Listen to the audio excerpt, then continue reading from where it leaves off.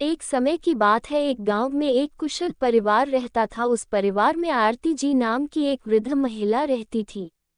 आरती जी की दो बेटा और दो बहुएं थी जो उनके साथ ही रहती थी। बड़े बेटे उत्तम की पत्नी अंजलि संस्कारी और सर्वगुण स्वपन थी, वही छोटे बेटे की पत्नी मधु चालाक और बहुत तेज तर्रार थी। एक बार की बात है, अंजलि और मधु दोनों ने मिलकर बहुत सारे लड्डू बनाकर रसोई में रख देते हैं। अंजलि, मैं मिश्रा जी के पास कुछ काम से जा रही हूँ, तुम लड्डू को थोड़ी देर बाद डब्बे में रख देना। ये बोलकर अंजलि बाहर चली जाती है और अपने बेटे की आवाज़ सुनकर उसे देखने लगती है। तभी मधु रसोई में शुद्ध देशी घी के लड्डू देख उसके मुंह में पानी आ जाता है और एक लड्डू खा लेती है। मधु, वाह, इतने स्वादिष्ट लड्डू मैंने कभी नहीं खाए। एक काम करती हूँ, सारे लड्डू डिब्बे में रख लेती हूँ और एक प्लेट में ही छोड़ दूंगी, जिससे किसी को मुझ पर शक भी नहीं होगा और मैं आराम से खा पाऊंगी।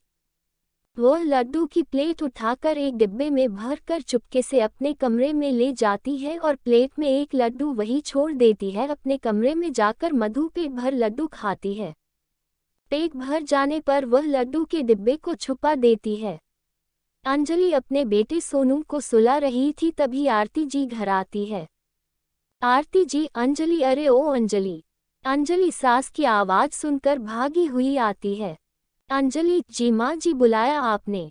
आरती जी, बेटा ज़रा चाय बना देना और हाँ, लड्डू भी ले आना, एक दो खा लूंगी। अंजलि रसोई में जाती है और लड्डू का खाली प्लेट देखकर चौंक जाती है। अंजलि, लड्डू कहाँ गए? मैंने तो डिब्बे में भी नहीं रखे, प्लेट में तो एक ही लड्डू है, अभी माँ को बताती हूँ। अंजलि अपनी सास आरती जी को जाकर बता देती है। अंजलि, माँ जी, लड्डू रसोई में नहीं है, मैंने वही रखे थे पर अब नहीं है। आरती जी, क्या लड्डू तो तेरे सामने ही बनाए थे, फिर कहाँ गए? अंजलि, पता नहीं माँ जी, सोनू रो रहा था तो मैं सोनू के पास चली गई उसे सुलाकर, अभी आपकी आवाज़ सुनकर आ रही हूँ। आरती जी रसोई में जाती है। मधु लड्डू से भरा मुंह जल्दी जल्दी साफ करती है और रसोई में आती है। मधु, क्या हुआ मम्मी जी, आप गुस्से में क्यों हो? आरती जी, बहू, यहाँ लड्डू के प्लेट रखे थे, अब देखो इसमें एक भी लड्डू नहीं, पता नहीं कौन खा गया, शुद्ध घी के लड्डू थे।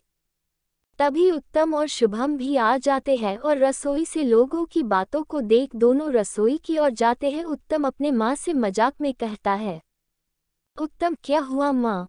क्या हुआ माँ, किस गहन विषय पर चिंतन चल रहा है? आरती जी, अरे देखो ना बेटा, शुद्ध घी के लड्डू बनाए थे, पता नहीं कौन खा गया, अब इसमें एक भी नहीं है। मधु, आपके बाहर जाने के बाद तो अंजलि दीदी ही ना थी रसोई में, शायद कहीं उन्होंने ही।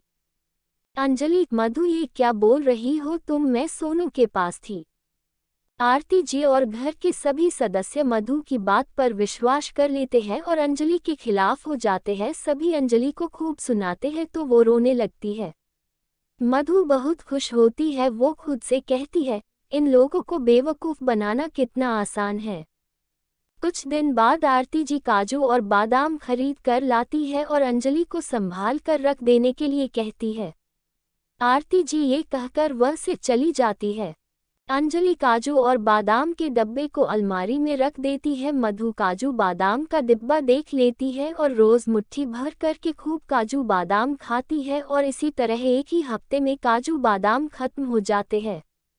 आरती जी, अरे अंजलि, तुझे काजू बादाम लेकर दिए थे, तू तो दिखा भी नहीं रही कि कहाँ रख दिए, हमें भी दिखा दे, हम भी दर्शन कर लेंगे, या मंदिर में रखकर पूजा करेगी तू?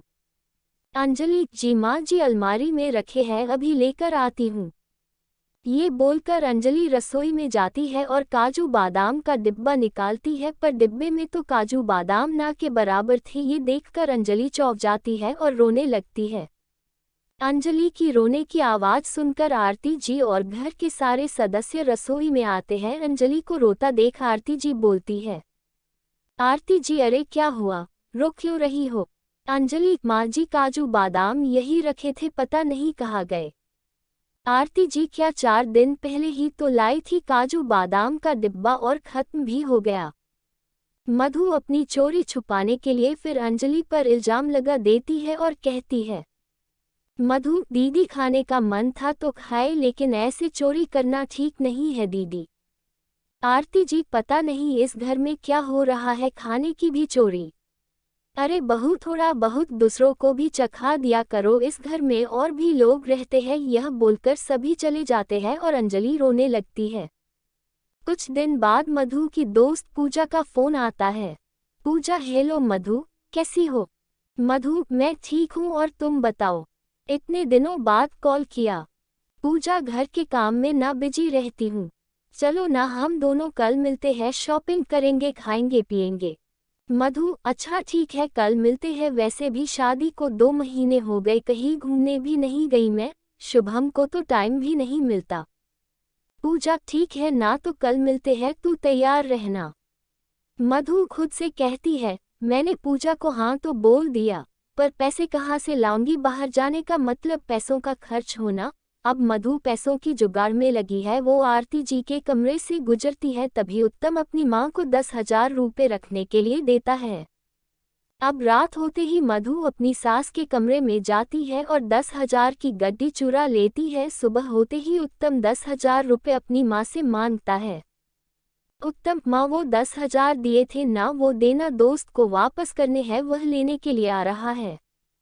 आरती जी कमरे में पैसा लेने जाती है। जैसे ही अलमारी खुलती है तो पैसे कहीं नहीं मिलते। आरती जी चिल्लाती है। चिल्लाने की आवाज़ सुनकर सदस्य आरती जी के कमरे में आ जाते हैं। उत्तम, क्या हुआ माँ, अब चिल्ला क्यों रही हो और इतनी घबराए हुई क्यों हो? आरती जी, मैंने यही 10,000 रखे थे, अब नहीं है, पता नहीं कहाँ चले गए। उत्तम, नहीं है मतलब? माँ, वो पैसे मेरे दोस्त के थे, वो आने वाला है, मैं कहाँ से लाकर दूंगा उसे? आरती जी, कहीं ये काम बाहर के किसी आदमी का तो नहीं? लेकिन हमारे घर में कोई आता भी तो नहीं। उत्तम, हाँ माँ, आप सही कह रही है, अब मैं पुलिस को ही बुलाता हूँ। आरती जी, हाँ यही ठीक रहेगा, हमारे घर में कुछ ना कुछ चोरी हो रहा है, अब ये पैसे भी चले गए। तू बुला ले बेटा पुलिस को। पुलिस का नाम सुनते ही मधु घबरा जाती है। उत्तम का दोस्त पैसे लेने आता है, ये देखकर अंजलि जल्दी से अपने कमरे में जाती है और अपने बचाए हुए पैसे लाकर उत्तम को दे देती है। अंजलि के पास 10,000 देखकर सब लोग अंजलि पर शक करने लगते हैं। आरती जी, ये पैसे कहाँ से आए तुम्हारे पास बहू?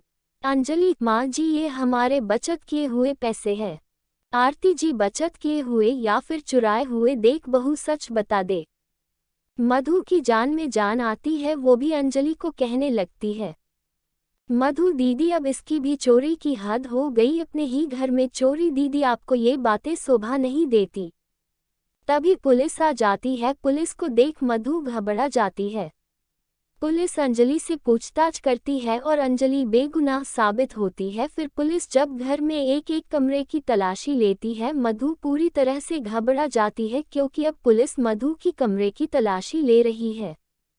पुलिस को नोट की गड्डी अलमारी में कपड़े के नीचे रखे मिल जाती है, साथ में काजू बादाम का डिब्बा और 1-2 लड्डू भी। सब चौंक जाते हैं। मधु फुट फुट कर रोने लगती है। मधु, माफ कर दीजिए मुझे, मुझसे गलती हो गई, माफ कर दीजिए। आरती जी, सब कुछ तुमने चुराया और मेरी बहू अंजलि को दोषी बनाया।